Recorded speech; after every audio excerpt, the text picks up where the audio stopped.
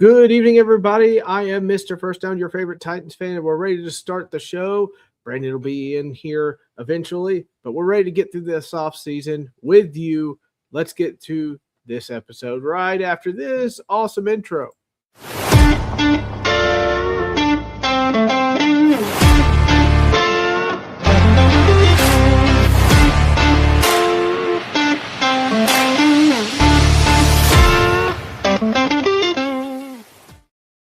Welcome back, everybody. How's everybody doing out there in the internet? Hopefully, you are doing very well as we continue to investigate what is happening out there in this dead zone of NFL period. There is a bit of good news, though, for us Titans fans. Jeffrey Simmons is getting the big payday, paid up to all the way to 2030. Looks like he's going to be a lifer here, and for us, that is a massive thing. So we are excited here in Tennessee to have one of the best defensive linemen all locked up. So might as well give you the full screen until Brandon shows up. But I wonder if there's anything you all would love to talk about. Feel free to jump in the chat. We'll sit there and we will chat about it. Should be a good time. So as I open up what we were going to talk about this evening, we are all a little out of sorts. I think I had the twins. My twin girl's birthday was Monday, and we were celebrating it today. So I am trying to get through it, man. I'm struggling. I'm on the struggle bus, but don't worry. I can get through this. I hope. Maybe just a little bit. But like I said, Jeffrey Simmons gets signed, and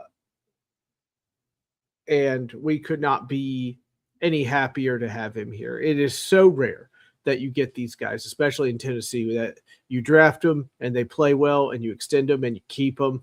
And we're keeping this guy. And it feels so flipping good. It's like a curse is kind of lifted, right? That we finally got a guy that we can invest in and keep around. It's happened here. I remember Amy when he was drafted going in front of everybody because he was dealing with a assault charge, I think, against a woman. There was some shadiness there. We were never given all the direct details, but she said in front of everybody that she trusts him, that he's a good man and whatnot. And he has rewarded that trust by being one of the top defensive linemen in the NFL. I was trying to get you the exact numbers here. And it says Jeffrey Simmons Titans agreed to historic 3-year, $105.8 million contract extension. That's pretty awesome. I believe that makes him the highest paid one. To make him the highest paid defensive tackle in the NFL. So there you go. $100 million guaranteed in that contract. Good for Big Jeff. Happy to have him. I say in the rest of Titans Nation that we are so pumped about it. Very. So, is anybody else enjoying the soccer going on? It has been absolutely great. USA taking it to Australia, Scotland drinking Boston dry. Love it. Absolutely love it. I love all these international people coming in and realizing what a fun place America is. Goose says there's a city in Ireland going through a population boom crisis. Apparently it is Dublin. Okay. Look at you. Look at you, Goose. Goose always has the best jokes. Sorta. Sometimes. I'm trying to see if I'm missing anything. I don't want to be like, oh, nothing's happened during the offseason, and then something pops up like, did you not want to talk about this or that? All these kinds of things. So, let's see. Evening, Goose. Hope you're doing well. I'm waiting for my co-host to get here. He should be here momentarily. Oh, thank God he's here. He's here. He has no glasses on. I won't show him without his glasses on. It's just wrong. It's just not right. Maybe we can. There he is. Look at him. Look at him. He's getting it done. Is that some new merch? I see that. It is some new merch. Yes, sir. He's got new merch. What'd you do? Where did you find said new merch? What have you done? This was actually ordered almost a month ago. Oh, it finally showed up. Look at that. It finally showed up. It got lost. No, that's usually how it goes. I didn't get my jersey till like, I think 27, 30 days later, something like that. Pretty nutty stuff, to be absolutely honest with you. Yes, sir. Yes, sir. How are you doing? Are you even Brandon? I don't see your glasses. I How do I know. know? Are Actually, is always the episodes on the sci-fi show, so that like the clone. No, it's me. You shouldn't trust. It's this guy. There's like just one thing different, you know. Titan payroll expenses up. Indeed, highest paid defensive tackle in the league. Well deserved for Big Jeffrey Simmons. Brandon, would you like to comment on the Jeffrey Simmons extension deal? The man is booked up till 2030, most likely the end of his career. So, please, dish. yeah, I'm super excited for this. This was something that we finally have a player that we were actually able to draft and extend and possibly make his career end here as well. So that's pretty hard to do anymore in today's league.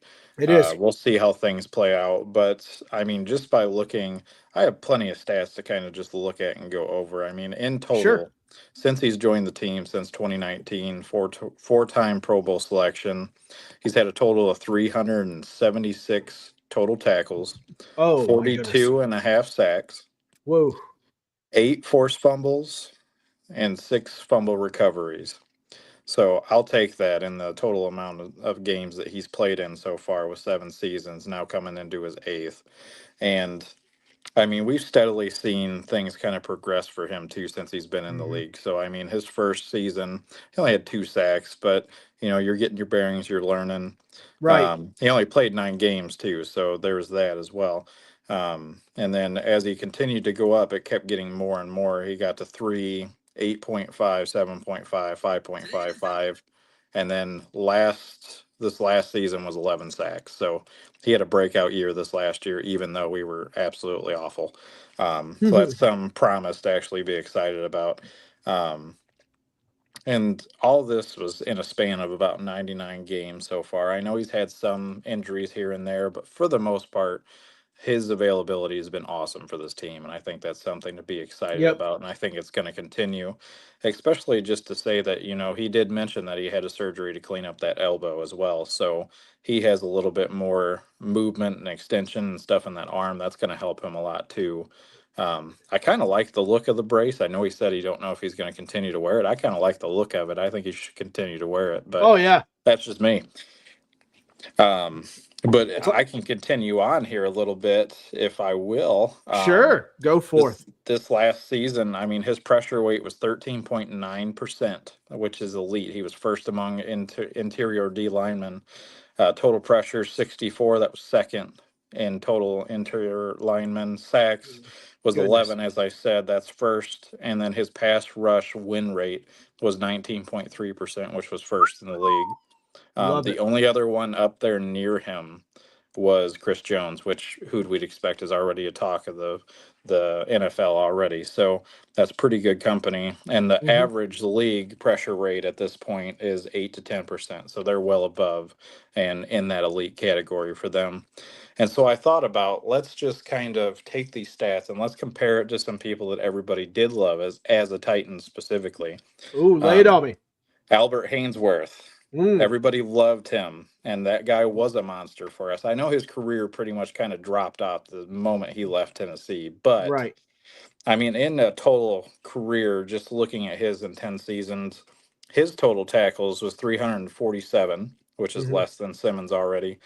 Sacks 30.5. Forced fumbles was 6, and then he actually had 26 pass deflections to add in there as well. Um, Goodness. that was a pretty good for a big man, but considering the fact that Simmons is already breaking most of his stuff, and it's only been 7 seasons, that's pretty promising already. And then Hmm. I thought, let's look at it as we know that Javon Curse was not the interior D lineman; he was the freak, he was the edge. But I mean, looking at his numbers in the 11 seasons compared to Simmons' 7 seasons, so Curse had 133 total games, whereas Simmons right now only 108. His combined tackles were 313 compared to Simmons' 376. Solo tackles 240 versus 219. Sacks Goodness. 74 for Curse. Absolute monster. Simmons right now 42.5, and then forced fumbles was 26 to Simmons 10, and then of course Curse had one interception in his entire career. You did. But Just looking at this, I mean, that's pretty promising to see this out of an interior D lineman who's basically playing as if he's an edge rusher, which is not very often we get to see these numbers. So, right now he's on the train of the right direction of just being somebody that's probably going to be our best interior D lineman we've ever drafted and had on this team. So, there's a lot of promise and a lot of excitement to be happy about us finally extending a player that is elite, that we can say we have an elite player. Yeah, no, like you said, it's been a rough couple of seasons, and he has been the one bright spot on it. We were worried there for a second, worried, but also I think you and I understood that this is also a business. That I for a second there, I thought he was getting traded last year. I Mhm. felt it. I really thought it was going to happen. It didn't, thank God. But it it was understandable too. But I feel like Borgo probably is like, no, look, I know what this guy is, what we Mhm. have, and this is going to be the anchor of the entire defense. Gave it to Salah, and Salah is now building a defense pretty much around Jeffrey Simmons. So, it's just great. It's fantastic. It's been so long since we've had like a big bright spot on this team and a player that you have gotten to keep, that you have cultivated and brought up through this league to stay. Keith Bullock almost did it. He only had one more year with the Giants after that. But good for Big Jeff. Good for Tennessee. They got it done. He said it himself when he was at a mandatory mini camp, I think. And he said, "I'm not really worried about it. Tennessee's always been good to me, so no skin off my bones. Pretty much, they'll get it done." And can we So be excited a little bit? I mean, just look at how much he's grown. I mean, just from the right. start of the season when he first came into the league, just his personality. And I thought it was fairly good, but there were still the temper flares, the way he acted with media, Oh how yeah. he was in the locker room, to now having to be that guy that stepped up. And I really do think that Derrick Henry was a huge help in that. I think he Oh got to yeah. see how Henry led, and now he's following suit a little bit more with that, Right. realizing, okay, I need to get it together. I need to do something to make this team great. Otherwise, we're going to keep failing. So, Right. He became a leader. You know what I mean? yep, Like, leaders don't go flipping crazy and call Buck Rising the capital P word during a live radio broadcast. yep, yep. It's just some things you don't do. We need But that Taylor Lewan self control. Sit down on the field, man. Let yeah, everybody else do sit down on your helmet and say, "I can't go play with the other kids. I have homework to do." it. So yeah. But yeah, just bottom line, great job. You got it done. I feel more and more that this is a Borgo move. I feel more and more that he's really, really coming into his own as a GM and making things happen. So very happy to have Borgo as well calling the shots there. I was going to bring up something real quick. What do you think about Brian Daboll installing this offense where it looks like the route changes based on the coverage, and it's the wide receiver and the quarterback need to be on the same page and decide what route they're going to run? it's it's kind of creative, but at the same time, it also does make you question, because I know there was a lot of talk about in Dayball's offense. It was, don't worry about if the guy's going to be open. He's going to be Right. open type approach. And a lot of people had explained that is kind of like college ball in a sense. But if you play your cards right and how these coverages are, and he adjusts the plays, then he's going to play whatever it is they're going to give him. So I have a feeling we're going to see quite a bit of audibles and a lot of changes in Mm-hmm. this offense. And with that said, it's going to have to be this big. Cam has to be on point, and those wide receivers have to be where they need to be. There can't be no guessing. They need to be on the same page. So if they're going to cut up, they need to cut up, and the QB needs to know that's what they're going to do. If they're going to set where they're at, or they're going to cut underneath, he needs to know that's what their anticipation is going to be for that play. Otherwise, don't throw them the ball, because otherwise, I have a feeling we're going to see this be a hot mess earlier than we'd like. So, um, I'm really curious to see how it goes. I think we're really going to get a good kind of idea a little bit come preseason. They're not going to put any eggs in the basket yet, but I think it'll be interesting to see how these players kind of adjust and see them kind of break down in the system what we're gonna possibly look at a little bit, and then go from there. But definitely it is super important that those two, even the tight ends and running backs too, everybody just has to be on the same page, or we're gonna see this ultimately flop within the first 3 weeks easily. Yeah. I'm sorry. I just saw your message. You wanted me to send your invite on X. Sure, No, buddy. you're I'll good. You're good. I didn't even think about it. But yeah, sorry about that. As you guys can see, Brandon is driving the bus. Your boy's out of sorts. There was his twin girl's 5-year-old birthday party today. So I am a little on edge. There was a lot of celebrating, a lot of cake, a lot of sugar. And of course, that means me running and chasing them, making sure they don't go too crazy. So yeah, we made it. Let me see. Uh, okay, I give the floor to you, sir. What's the next question? All right, my friend. So now that we're in this phase where everybody is just trying to find any topic we possibly can, but Yep. no matter what this offseason, the biggest talk is going to be Cam Ward. Yes. And with that, we've already seen these ups and down talks with these practices. What does it mean? It doesn't mean anything. And then with this, so we're going to kind of go all ahead of this and we're just going to jump through the season. Where, sir, do you expect Cam Ward to end up in the top 32 QB ranking list by the end of the season this year? I'm going to take the coward's way out. I'm going to say 15 and take You it the went to coward's way. 50%. Yeah, close to it. I didn't put him at 60. I put 15. So I'm slightly on his side. You see, the coward's way out. That's what I call it. I'm putting him in the teens. I think if everything Lord God willing, the offense does what it needs to do. I'm stuck in this phase. Like, are they really going to be that much better? Is Cam really that elite? That's what it's going to come down to.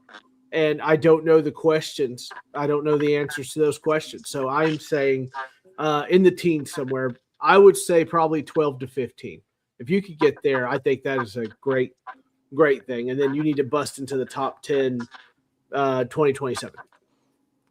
I think that's fair. I mean, if you really think about it, going from being in the bottom of the rankings just because of how the seasons were Yeah. and the way other teams were playing compared to us, that's automatically going to drop you down. But he had a lot of flashes. He had a lot of exciting things, but it was acknowledged for the most part that he had a pretty awful offense that was basically take it easy, avoid mistakes, and just dump it down. And it was a boring Right. offense. Everybody knew it. Everybody predicted it. It was Mm. just bad. And so there really wasn't much to really see of what is the real Cam Ward. So I'm really hoping that we're going to start to see that with Dayball. So if he can at least make it to 15 or 16 even, that's still a significant improvement from year two, which we always see the second year being that one where, oh, it's their breakout year. Let's hope this is finally Right. the case because our season truly plays off if Cam actually succeeds or not. Otherwise, it's all for fail at that point. And Yeah. then we're in a whole nother ball game of a discussion. Mm-hmm. Oh yeah. No, it's gosh, it's so hard to say. I don't want to be the this is where, you struggle with as a fan, but try to be logical about where to put him in these kind of things. You want to be Mhm. ultra hopeful. Ultimately, you want him to be number one. I just don't think that's possible right Right, now. right. I still have concerns about the O line. I still have Mhm. concerns about Cam. I still have concerns that Wandale Robinson is gonna be this slot receiver that's gonna get stuff done. I have concerns about Io Manor in depth. I have concerns about Calvin Ridley. Everyone should be concerned Mhm. about Calvin Ridley at wide receiver. Amazingly, I feel pretty good about Tate, which is so funny. Mhm. But it's this is what we have to do. We're in the dead zone of the off seasons. We got to try to talk it out, make it interesting at least. So I'm going to put him at 15. Where are you putting him? So if I'm hoping, I would like to see him be at 13 or lower, but obviously that's promise. Realistically, if I were to really actually expect him to make any sort of step, it's at least being in the top 20. Yeah. And if we see less than that, then there's already going to be questions of does Salah need to look at trying to get his guy? and Yeah. Cam just isn't it. Oh, makes my heart ache. Cheese Talk Pod brings up a good point. I think only 12-13% of coaches on retreads work out, which is always in the back of your mind. But I also would argue that what Robert Saleh did, making that defense work with 49ers with a paperclip and bubble gum, pretty much. He pretty much MacGyvered that entire defense, missing 8 starters, missing pretty much no, I think it was all of his pass rush, to be honest with you, and still making something happen there. I think he deserves another shot. I think he would deserve another shot, even if it wasn't on my team or anything else. So, yeah, I'll give you this, Cheese Talk Pod. It sits in the back of my mind, that stat of only 12%. Maybe we can bump it up. Maybe it'll be 13% by the time we're done. I don't obviously know how percentages work, but if he can be in that 12%, then I will feel good. I do think, though, that there will be an uptick this year.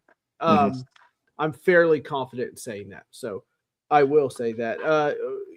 I do think there's a little bit too if you think of the press conference with Saleh too, because immediately anytime a coach is praising but yet holds themselves on how they're going to talk about somebody being a lead or not, it immediately makes media be like, wait, what do you mean you should expect your guy to be elite?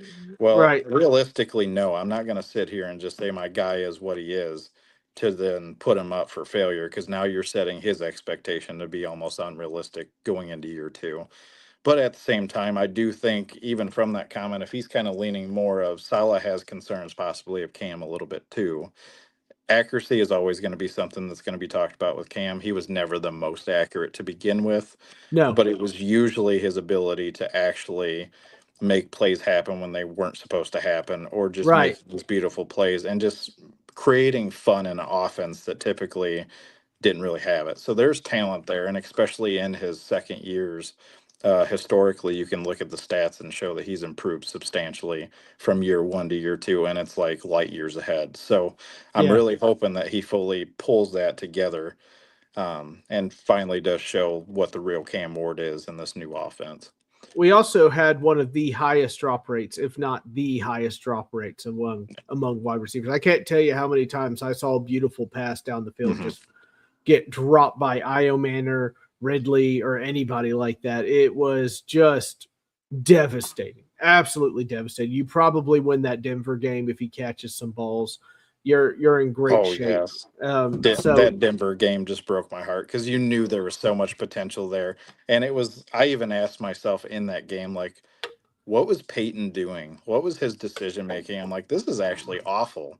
And this yeah, is this somebody who's is been to a Super Bowl and won it. And he is a good coach. I'm not he knocking that is at all. But no. just some of the decisions was like, this is not top tier coaching in this game. So yeah, I'm curious to see how all this ends up working out, because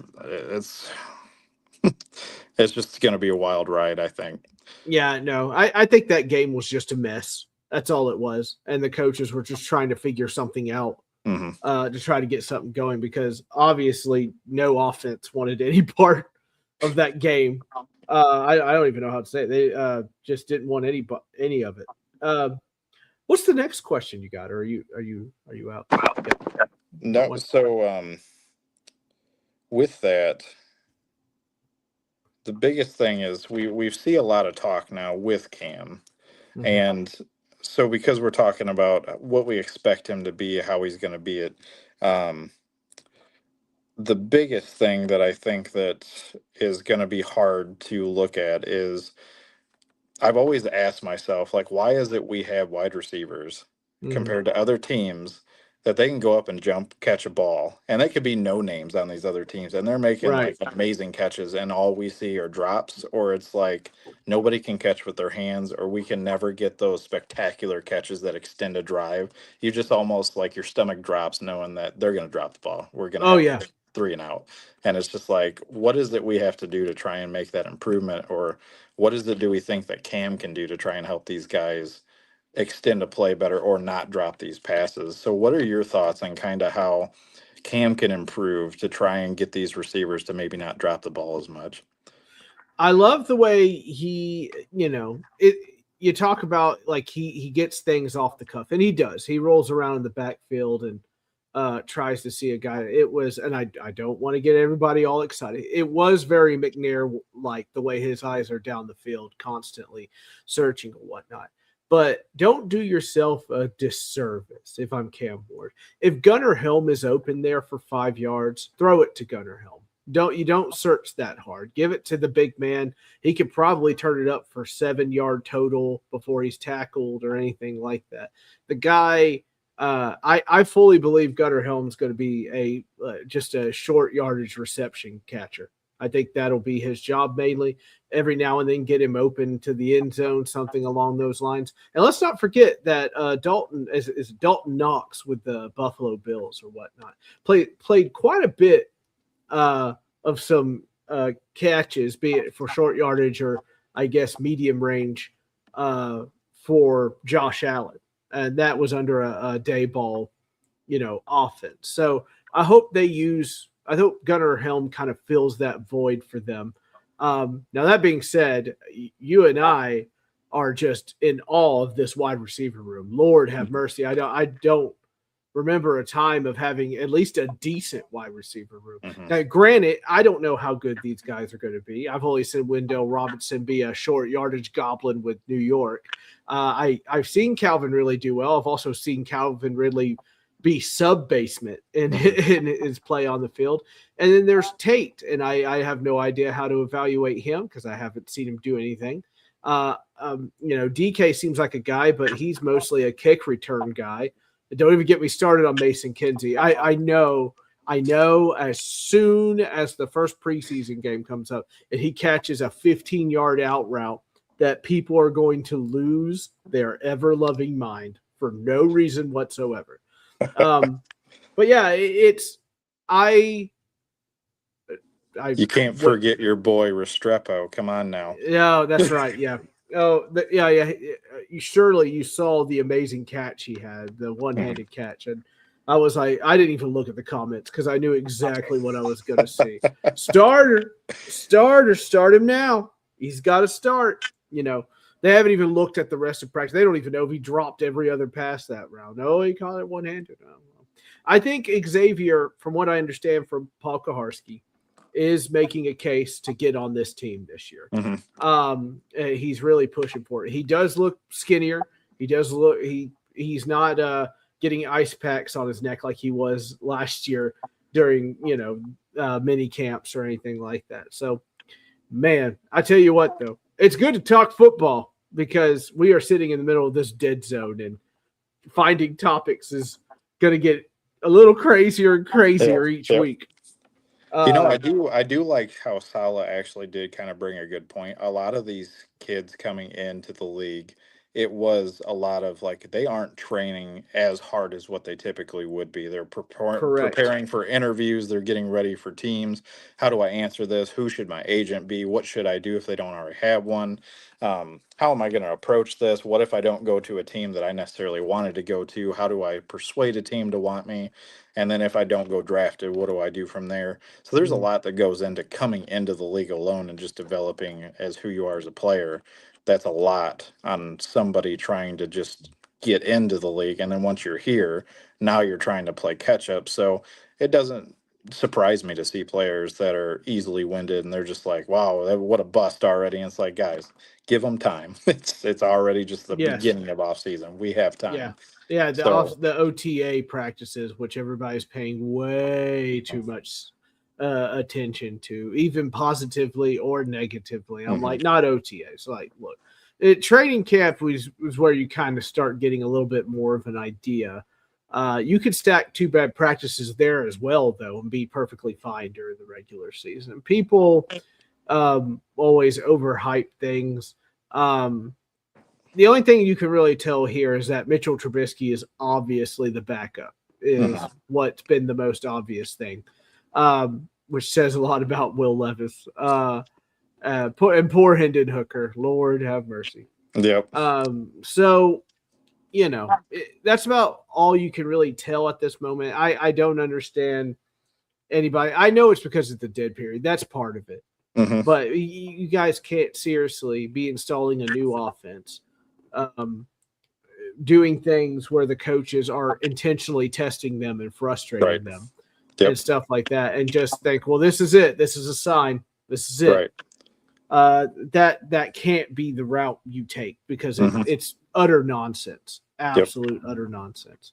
Let them get the install in. I think we're in mandatory mini camp now, though. So I think everybody's on the boat at this point. So we'll see where that leads to. I'm sure that July is when training camps will start really, really get going. And we're going to see some fun camp battles. So that offensive line camp battle is going to be really interesting. It's going to be really interesting.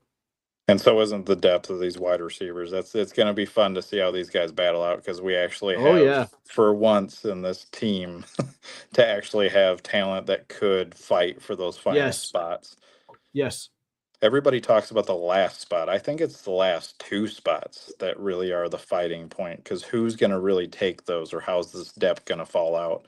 Is Ridley going to drop down farther than we think, depending on how he's recovering? So far, seeing him run, he seems kind of back to his speed. So we'll just kind of see how that plays out. But it's really going to be interesting battles this offseason. Gosh, what a boost it would be if Ridley was just a monicum of what he was.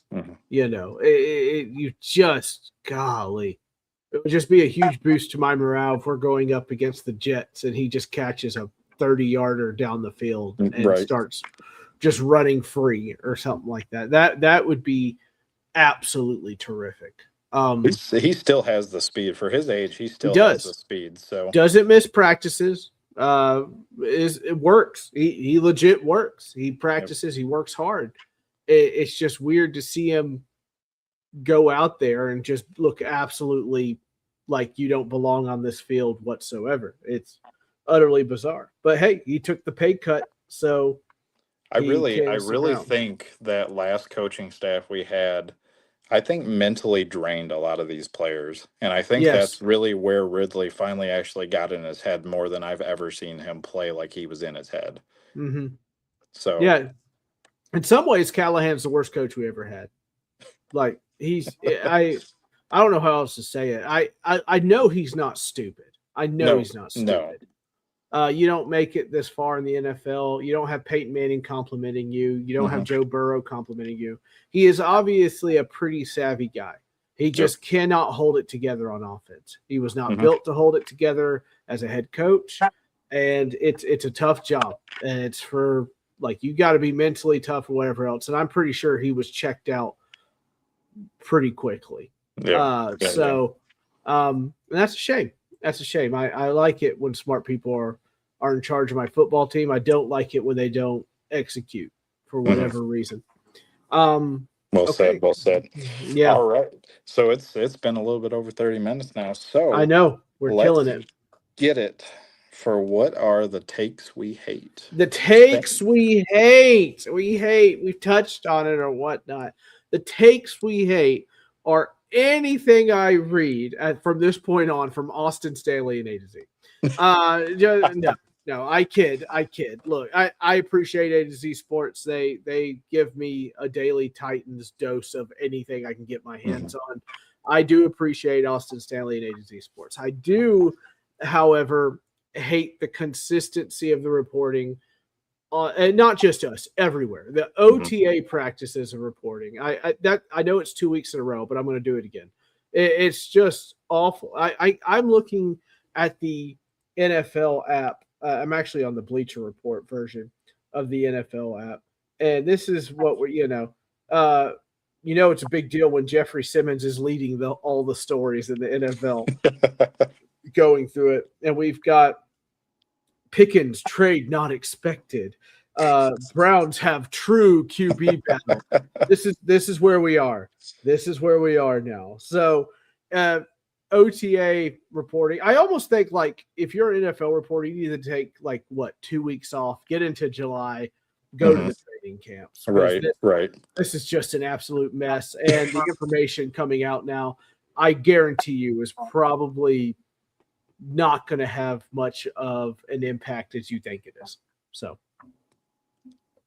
Everybody's That's just like they're like lobbing ideas over here to left field, and then they're like oh then one to right field, and it's like I'm gonna grab that one back a little bit and reel it in, trying to just drag it out just as much as I can. oh, I hear Oh, you. I hear you. Video of Mendoza and Brady's first meeting.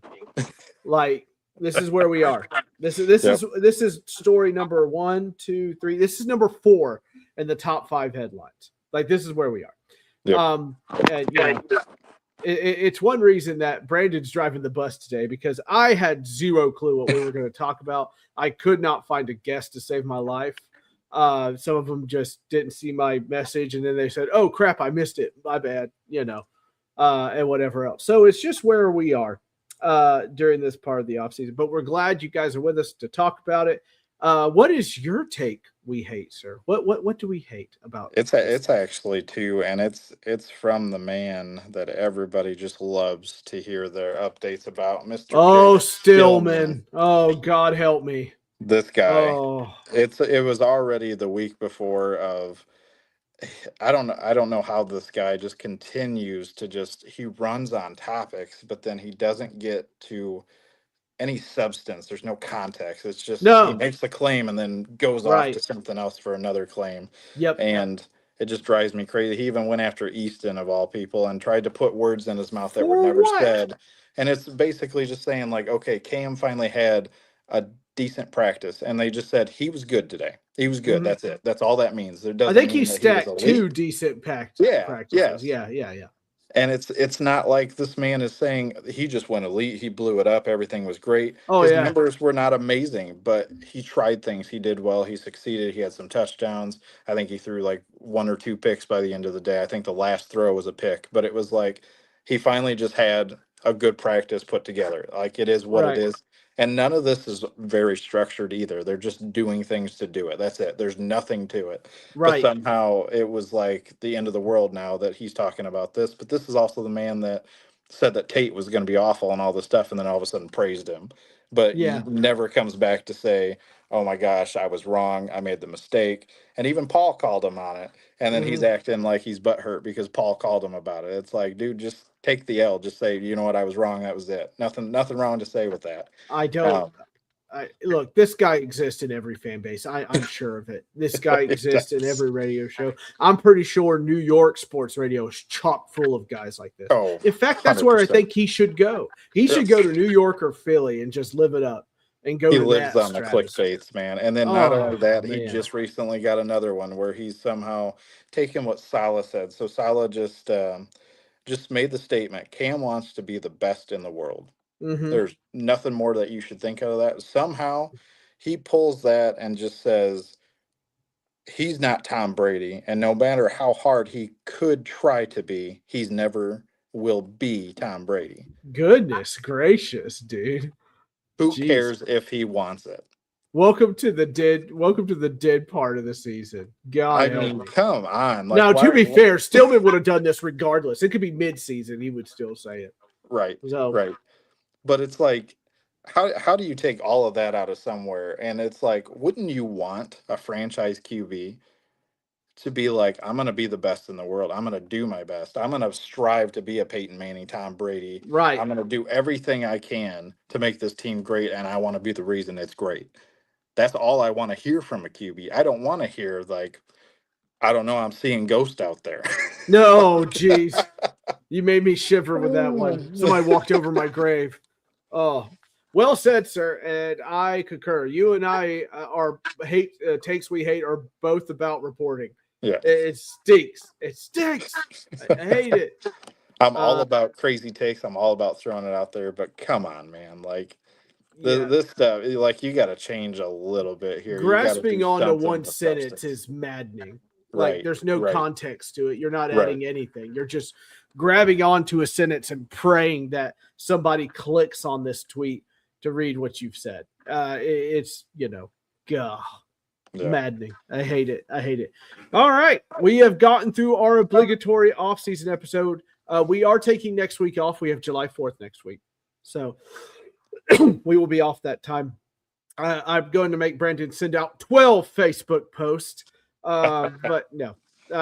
Next week is July 4th weekend. We will be off, but we will be back the following weekend if Brandon's schedule is open.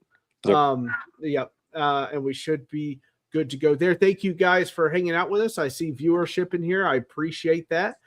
We hope you all have a wonderful week. Enjoy July 4th. Enjoy the fireworks. Hang out with the fam. Hang out with friends. Grill hot dogs. Grill burgers. Enjoy your July 4th like the Europeans are enjoying America right now. Am I right?